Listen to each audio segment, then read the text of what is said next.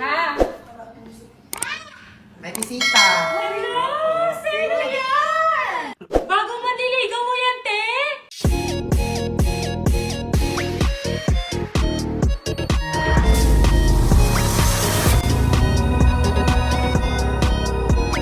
Uy, ba't ka ba kasi pumunta dito sa bahay? Gusto mong parang sumama mo, pumalag tayo. Ma! May bisita. Hello! Sino yan? Bago manliligaw mo yan, te? Wow! New dito ni Gali! Ano nag-uo siya, Tino? Ano nag-oo? Collab na kami eto. Anong collab? Pinag-collab kami ni Sir Manik. Uy, ano yan? Kulab o kulab? Collab or collab? Kahit po tita, ako po yung bagong kakulab ni Sophia.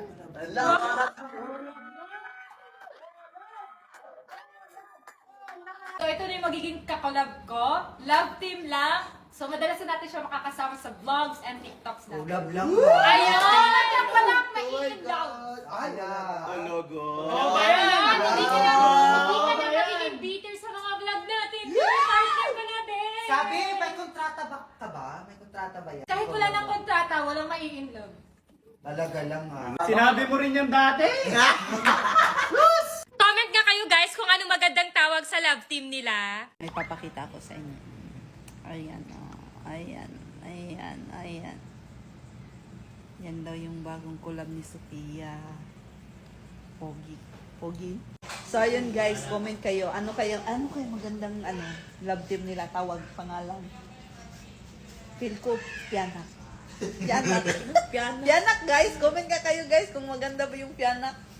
Ay, sure ba yan? Collab lang ba talaga yan? Oo, si Sir Manix nag-collab sa amin kaya ayan. We. Collab daw guys.